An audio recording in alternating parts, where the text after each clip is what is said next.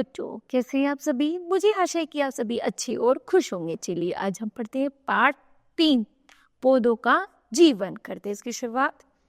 पाठ परिचय। प्रस्तुत पाठ में बताया गया है कि पेड़ पौधे हमारे लिए किस प्रकार उपयोगी होते हैं। जैसे कुछ करके दिखाना है। बगीचे में खेलते समय आप किस बात का ध्यान रखेंगे, ठीक है। चलिए अब पढ़ते हैं। रात के 9 बजे थे। बिजली न होने के कारण सब आंगन में बैठे बातें कर रहे थे। अचानक मायरा क्यारी की बेल को पकड़कर हिलाने लगी। माँ ने मना किया, बेटी नहीं, इस समय पौधों को नहीं छेड़ना चाहिए, पौधे सो गए हैं। पौधे कहीं भी सोते हैं, मायरा बोली, और डाली क्यों हिलती ही रही, और डाली को हिलाती ही रही। हाँ बेटी, पौधे भी हमारी तरह सोते हैं और जागते हैं, सांस लेते हैं, खाना खाते हैं, पानी पीते हैं। हाँ, अब तुम बेल को हिलाना बंद करो। पिताजी बोले। शौर्य भी अपने पिताजी की बात सुन रहा था। उसे उनकी बात रुचिकर लगी। वह उठकर पिताजी के पास आ गया। कैसे पिताजी, पौधा कैसे खाते हैं, कैसे सोते हैं, कैसे जागते हैं, उसने पूछा। हाँ हाँ बताइए ना। मायरा भी डाल को हिलाना छोड़कर पिताजी के पास चली गई। पिताजी बताने लगे, पहले सभी लोग यह समझते थे कि पौधा निर्जीव होते हैं, किंतु बाद में वैज्ञानिक प्रयोगों से यह सिद्ध हुआ कि पौधों में भी जीवन होता है।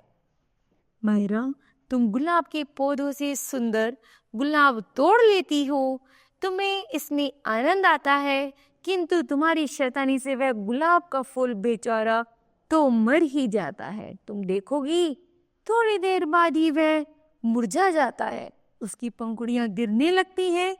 जानती हो क्यों? जब वह डाली पर था तो उसे भोजन मिलता था, डाली से अलग होकर गुलाब को भोजन नहीं मिल पाता और वह निर्जीव सा हो जाता है। शौर्य, तुमने अपनी विज्ञान की पुस्तक में पढ़ा था कि पौधों के 6 भाग होते हैं, जैसे जड़, तना, शाखाएं, पत्ती, फूल और फल। जड़ें पौधों के लिए वही कार्य करती है जो तुम्हारा मुंह तुम्हारे लिए करता है। वे धरती से खनिज और पानी चूसती हैं और तने की ओर धकेलती हैं। जड़ें पौधों को मिट्टी में मजबूती से गाड़ कर भी रखती हैं। ठीक है। दोनों बच्चे पिताजी की बात बहुत ध्यान से सुन रहे थे। अच्छा पिताजी, पौधे सांस कैसे लेते हैं? मायरा ने पूछा। पत्तों में छोटे छोटे छेद होते हैं, उनके द्वारा भी पौधे सांस लेते हैं। यदि तुम किसी पौधे को कांच के बर्तन में इस तरह ढक दो कि उसे हवा ना मिले, तो तुम देखोगी कि कुछ समय बाद ही वह पौधा मुरझा जाएगा। पत्ते ही सूर्य की गर्मी में हवा से कार्बन डाइऑक्साइड लेकर हरितकों की सहायता से पौधों के लिए भोजन बनाने का कार्य करते हैं। पिताजी, कार्बन डाइऑक्साइड क्या गंदी हवा को कहते हैं? शौर्य ने पूछा। तुम ठीक कहते हो, लेकिन पौधों के जीवन के लिए यही आवश्यक है। इसी तरह पौधे हवा में से कार्बन डाइऑक्साइड ग्रहण करते हैं, उसे हमारे लिए शुद्ध करने का कार्य भी करते हैं। पिताजी बोले। पिताजी, तना और शाखाएं पौधों के लिए क्या करती हैं? शौर्य ने फिर पूछा। तना और शाखाएं पौधों को आकार प्रदान करते हैं तथा पत्तों द्वारा बनाया गया भोजन नीचे जड़ों तक और जड़ों द्वारा चूसे गए खनिज और पानी को पत्तों तक पहुंचाते हैं।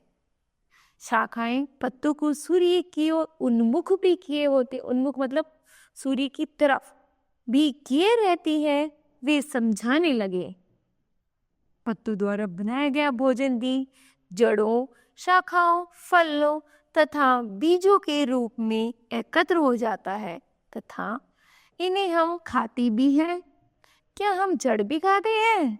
मायरा ने हैरानी से प्रकट करते हुए कहा। हाँ, चुकंदर, मूली, गाजर, शलगम पौधों की जड़ों का ही रूप है। गन्ना, कमल, ककड़ी पौधों की तने का रूप है। माँ ने बातचीत में भाग लेते हुए कहा, पत्ते तो साग के रूप में खाते ही हैं, जैसे मेथी, पालक, सरसों, चने के पत्ते, चौलाई के पत्ते आदि। कुछ पौधों के फल भी खाए जाते हैं और कुछ के बीज। बताओ तो कौन से पौधों के फल सब्जी के रूप में खाते हैं? माँ ने पूछा। सवाल सरल था, फिर भी बच्चे उसका जवाब नहीं दे पाए। देखो, काशी फल तो फल कहलाता ही है। टमाटर, घिया, तोरी, भिंडी भी पौधों के फल ही कहलाते हैं। पौधों के फल ही होते हैं। फल अपने अंदर बीज को समेट कर रखते हैं। पिताजी, आपने यह तो बताया ही नहीं कि हम बीज किन पौधों के खाते हैं। शौर्य बोला, सारी दालें आदि पौधों के बीज ही तो होते हैं। सरल उदाहरण लेना चाहो तो मटर की फली, लोबिया, सेम, गवार की फली का नाम भी ले सकते हो। माँ ने बताया। इतने में बिजली आ गई। माँ उठकर रसोई घर में खाना पकाने चली गई।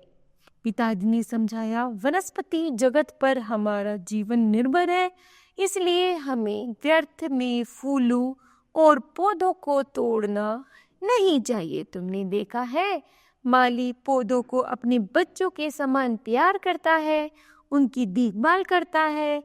हमें भी उसी तरह पेड़ पौधों की देखभाल करनी चाहिए। खाना लग गया है, अब जल्दी से अंदर आकर खा लो, कहीं बिजली फिर से ना चली जाए। माँ की आवाज आई तो बच्चे उठकर कमरे की ओर चल दिए, किंतु दोनों अभी भी पौधे के विषय में ही सोच रहे थे कि ऐसे पौधे इतने अच्छे होते हैं जिन्हें हम बिल्कुल व्यर्थ मान रहे थे। तो बताओ बच्चों, आज आपने इस पाठ से क्या सीखा? तो हमने सीखा पौधों के बारे में कि पौधे कैसे खाते हैं, कैसे अपना भोजन बनाते हैं और कैसे हम उनके फल, बीज आदि का प्रयोग करते हैं। ठीक है, तो मुझे आशा है यह पाठ आपको अच्छे से समझ आया होगा। धन्यवाद।